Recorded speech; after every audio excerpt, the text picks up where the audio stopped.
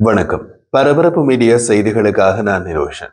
காசாவில் போர் நிறுத்தத்திற்கு மத்தியில் நேற்று ஞாயிற்றுக்கிழமை காசாவில் ஒரு நாள் போர் நடந்து முடிந்துள்ளது. அதில் ஹமாஸ் தமது 3 தளபதிகளை இஸ்ரேலிய விமான தாக்குதலில் இழந்துள்ளது. ஞாயிற்றுக்கிழமை போர் நிறுத்த ஒப்பந்தத்தை மீறிய ஹமாஸ் இயக்கத்தின் மீது தொடர்ச்சியான தாக்குதல்களை நடத்தியது இஸ்ரேலிய பாதுகாப்பு படை. தெற்கு காசாவில் ஹமாஸ் இலக்குகள் மீது விமான தாக்குதல்கள் மற்றும் தரைமார்க்கமாக ஆர்ட்லரி ஷெல் தாக்குதல்கள் நடத்தப்பட்டன. நேற்று ஞாயிற்றுக்கிழமை போர் நிறுத்தத்தை முதலில் வெளிப்படையாக மீறியது ஹமாஸ் தான் என்று இஸ்ரேலிய ராணுவம் கண்டனம் தெரிவித்தது. தெற்கு காசாவில் இயக்கம் ஒரு டேங்க் எதிர்ப்பு ஏவுகணை ஏவி இஸ்ரேலிய துருப்புகள் மீது துப்பாக்கிச் சூடு நடத்தியது. தாக்குதல்களில் 2 இஸ்ரேலிய துருப்புகள் கொல்லப்பட்டதாகவும் மற்றொருவர் படுகாயம் அடைந்ததாகவும் ஐடிஎஃப் பின்னர் உறுதிப்படுத்தியது. அதையடுத்து பிரதமர் அலுவலகத்தின் அவசர ஆலோசனை நடந்தது. பாதுகாப்பு அமைச்சர் இஸ்ரேல் காட்ஸ் மற்றும் இஸ்ரேலின் பாதுகாப்பு படைகளின் தளபதிகள் ஆலோசனைக்கு அழைக்கப்பட்டார்கள். சுமார் 45 நிமிடங்கள் நடந்த ஆலோசனையின் பின் காசாவில் ஹமாஸ் இலக்குகளுக்கு எதிராக பலத்த பதிலடி கொடுக்க இஸ்ரேலின் ஆயுதப்படைகளுக்கு பிரதமர் பெஞ்சமின் நேதன்யாகு அனுமதி வழங்கினார். போர் நிறுத்தம் நடைமுறையில் இருந்த போது ஹமாஸின் நடமாட்டங்கள் உளவுத்துறையால் 24 மணி நேரமும் கண்காணிக்கப்பட்டு கொண்டிருந்தன. தாக்குதல் நடத்த உத்தரவு கொடுக்கப்பட்டவுடன் தாக்குதல் நடத்த வேண்டிய இலக்கு எது என்பதை இஸ்ரேலிய ராணுவ உளவுத்துறை முடிவு செய்தது. போர் நிறுத்தத்தின் போது வெளியே வந்த ஹமாஸ் தளபதிகள் தரைக்கு மேல் இருந்த கட்டளை தளம் ஒன்றில் இருந்து செயற்பட்டுக் கொண்டிருந்ததை ராணுவ உளவுத்துறை அறிந்திருந்தது. நிகழ்நேர உளவு தகவல்கள் ஹமாஸ் தளபதிகள் சிலர் அந்த தளத்தில் இருப்பது உறுதி செய்யப்பட்டு அந்த இலக்குகளின் மீது குண்டுவீச்சு தாக்குதல் நடத்த இஸ்ரேலிய விமானப்படை விமானங்கள் புறப்பட்டு சென்றன. இலக்கு மீது துல்லியமாக தாக்குதல் நடத்தப்பட்டது.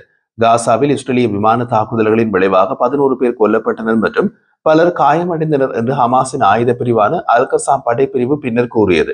அவர்களில் ஹசாம் படைப்பிரிவுகளின் கள தளபதியான யக்யா அல் மபூக்கும் ஒருவர் என்று ஐக்கிய அரபு அமீரக செய்தி நிறுவனமான எரம் நியூஸ் முதலில் செய்தி வெளியிட்டது. ஹமாஸின் கசாம் படைப்பிரிவு பின்னர் அந்த தளபதியின் மரணத்தை உறுதிப்படுத்தியது.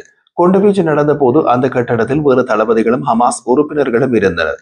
தாக்குதலுக்கு சக்தி வாய்ந்த வெடிப்பு முனை கொண்ட குண்டுகள் பயன்படுத்தப்பட்டு கட்டடமே சிதறி போனதால் அதில் இருந்த யாரும் உயிர் தப்பியிருக்க வாய்ப்பு இல்லை என்று கூறப்பட்டது.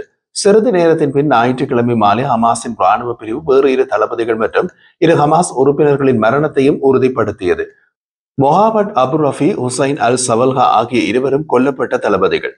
சப்ரி சல்மான் மற்றும் ஜஹாரியா அபு ஹல்ப்ஸ் ஆகிய இருவரும் அதே தாக்குதலில் கொல்லப்பட்ட உறுப்பினர்களில் அடங்குவர். ஹமாஸின் ஹசாம் படைப்பிரிவு ஆச்சரியமான அறிவிப்பு இது. காரணம், ஹமாஸ் தமது தளபதிகளின் மரண செய்திகளை உடனடியாகவே அறிவிப்பதில்லை. சில சந்தர்ப்பங்களில் வாரங்கள் அல்லது மாதங்களில் பின்னரே இறப்பு அறிவிப்புகள் ஹமாஸிடமிருந்து வெளியாவது வழக்கம். இம்முறை இறந்த அறிவிப்புகள் தாக்குதல் நடந்த தினத்திலேயே வெளியாகியுள்ளது. அதுவும் அறிவிப்பு ஹமாஸின் ஆயுத பிரிவான அல் கசாம் படைப்பிரிவில் இருந்து நேரடியாக வெளியாகியுள்ளது. அதிலிருந்து கொல்லப்பட்ட 3 தளபதிகளும் முக்கியத்துவம் வாய்ந்தவர்கள் என்று எடுத்துக் கொள்ளலாம். இஸ்ரேலிய ராணுவ அதிகாரி ஒருவர் செய்தியாளர்களிடம் கூறிய போது போர் நிறுத்த ஒப்பந்தத்தை மீறியதற்கு பதிலடி கொடுக்கும் விதமாக ஹமாஸுக்கு எதிராக கூடுதல் தாக்குதல்கள் நடத்தப்படும் என்று எச்சரித்தார். ஞாயிற்றுக்கிழமை மஞ்சள் கோட்டின் பின்னால் உள்ள இஸ்ரேலிய துருப்புக்களை நோக்கி ஹமாஸ் துப்பாக்கிச் சூடு நடத்திய குறைந்தது 3 சம்பவங்கள் நடந்ததாகவும் அங்கு இஸ்ரேலிய படைகள் போர் நிறுத்த ஒப்பந்தத்தின் கீழ் தங்கியிருந்தார்கள் என்றும் அந்த அதிகாரி மேலும் கூறினார். பின்னர் வந்த ஐடிஎஃப் அறிக்கை ஒரு சம்பவத்தின் பெய்ட்லாகியா பகுதியில் காசாவின் மஞ்சள் கோட்டின் பின்னால் உள்ள ஒரு ஐடிஎஃப் நிலையை ஹமாஸ் இயக்கத்தினர் நெருங்கி வருவதை துருப்புக்கள் அடையாளம் கண்ட பின்னர் அவர்களை தாக்கியதாக அறிவித்தது. சம்பவத்தின் போது படமாக்கப்பட்ட காட்சிகளை இஸ்ரேலிய ராணுவம் வெளியிட்டது மற்றும் இஸ்ரேலிய ராணுவத்தின் தாக்குதல்கள் போர் நிறுத்த ஒப்பந்தத்திற்கு ஏற்ப இருந்தன என்றும் ஹமாஸ் இயக்கத்தினர் மஞ்சள் கோட்டை கடந்த பின்னர் தாக்கப்பட்டனர் என்றும் குறிப்பிட்டது. பின்னர் வெளியான ஒரு பொது அறிவிப்பில் ஹமாஸின் ஆயுத கிடங்கு, துப்பாக்கி சூடு சாவடிகள் மற்றும் பிற தீவிரவாத உள்கட்டமைப்புகள் உட்பட காசாவில் உள்ள பல ஹமாஸ் இலக்குகளை தாக்கியதாக ஐடிஎஃப் கூறியது.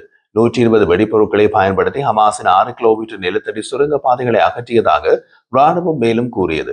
இஸ்ரேலிய ராணுவ நடவடிக்கையை தொடங்கியதை தொடர்ந்து அமெரிக்க அதிகாரிகள் போர் நிறுத்தத்தை உடையாமல் பாதுகாக்க வைத்திருக்க பணியாற்றி வருவதாக அமெரிக்க ஊடகம் அக்சியோஸ் ஞாயிற்றுக்கிழமை மாலை செய்தி வெளியிட்டது. இஸ்ரேல் தனது தாக்குதல்கள் குறித்து அமெரிக்காவுக்கு முன்கூட்டியே அறிவித்ததாகவும் அமெரிக்க ஜனாதிபதி டொனால்ட் டிரம்பின் தூதர்கள் ஸ்டீவ் விட்காப் மற்றும் ஜெராட் குஷ்னர் ஆகியோரை இஸ்ரேலிய தந்திரோபாய விவகார அமைச்சர் டான் டெர்மர் தொடர்பு கொண்டு தாக்குதல் விவரங்களை தெரிவித்ததாகவும் அந்த ஊடகம் செய்தி வெளியிட்டுள்ளது.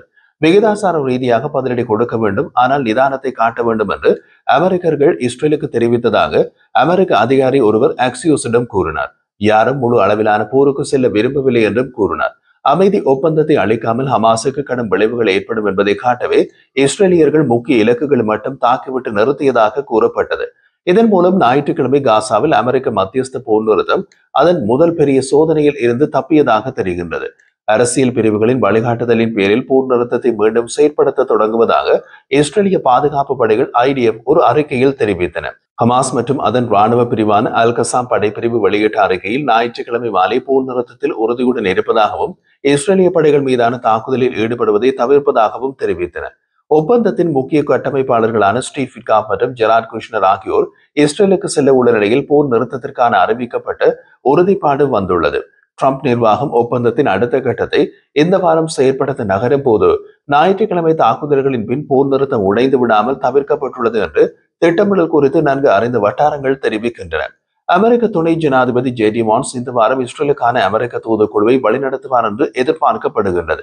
அமெரிக்க அதிகாரி ஒருவர் CNN-இடம் கூறிய போது சமாதான ஒப்பந்தத்தை செயற்படுத்துவதில் ட்ரம்ப் நிர்வாகம் தொடர்ந்து கவனம் செலுத்தி வருகின்றது.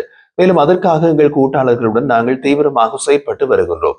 நடந்து வரும் தனியார் ராஜதந்திர உரையாடல்களை நாங்கள் விரிவாக பேசப் போவதில்லை என்று கூறினார்.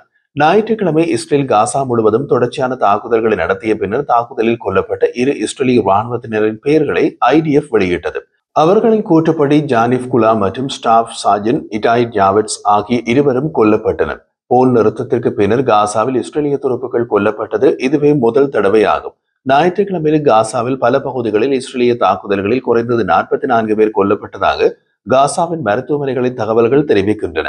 ஹமாஸ் மற்றும் IDF இரண்டுமே போர் நிறுத்தத்தை மீறியதாக மற்றொன்றை குற்றம் சாட்டின. தாக்குதல்களின் போது காசாவில் பீதியின் காட்சிகள் வெளிப்பட்டன. அங்கு பாதிக்கப்பட்டவர்கள் அல்-அக்ஸா மருத்துவமனையில் குவிந்தனர். நாங்கள் ஒரு உணவகத்தில் அமர்ந்து தேநீர் குடித்துக் கொண்டிருந்தோம். திடீரென்று செய்தியை கேட்டோம். ஒரு கட்டடத்தின் மீது குண்டு வீசப்பட்ட தகவலை கேட்டு அங்கு விரைந்தோம். கட்டடத்தில் இருந்த அனைவரும் கொல்லப்பட்டனர் என்று இறந்த பாலஸ்தீனியர்களில் ஒருவரின் சகோதரர் சலிக் சல்மான் ராய்டர்ஸிடம் கூறினார். புதுப்பிக்கப்பட்ட தாக்குதல்களுக்கு மத்தியில் தொடர்ச்சியான தேடல் நடவடிக்கைகளின் போது மற்றொரு இஸ்ரேலிய பணைய கைதியின் உடலை கண்டுபிடித்ததாகவும் கள நிலைமைகளை அனுமதித்தால் இன்று அதை ஒப்படைப்பதாகவும் ஹமாஸின் அல் கசாம் படைப்பிரிவு தெரிவித்தது. ஞாயிற்றுக்கிழமை இரவு தாக்குதல் நிறுத்தப்படும் என்று இஸ்ரேல் அறிவித்ததை தொடர்ந்து காசாவுக்கு மனிதாபிமான உதவி விநியோகம் இன்று திங்கட்கிழமை தொடரும் என்று மூத்த இஸ்ரேலிய அதிகாரி ஒருவர் கூறினார். இஸ்ரேல் காசாவுக்குள் மனிதாபிமான உதவி தொடர்ந்து செல்ல அனுமதிப்பது ஹமாசுடனான அமெரிக்க மத்தியஸ்த போர் நிறுத்த ஒப்பந்தத்தின் ஒரு பகுதி. ஆனால் மீதமுள்ள பணிய கைதிகளின் உடல்கள் அனைத்தும் ஒப்படைக்கப்படுவதற்காக இஸ்ரேல் காத்திருக்கும் நிலையில் ரஃபா எல்லைக்கடவை மூடப்பட்டிருக்கும் என்று அந்த அதிகாரி கூறினார். இந்த ஆண்டின் தொடக்கத்தில் காசாவின் சில பகுதிகள் பஞ்சத்தை எதிர்கொள்வதாகவும் போர் நிறுத்தம் அந்த பகுதிக்கு மனிதாபிமான உதவி அதிகரிக்கும் என்ற நம்பிக்கையை எழுப்பியதாகவும் ஐநா ஆதரவுடன் கூடிய மனிதாபிமான உதவி விநியோக அமைப்பு கூறியது.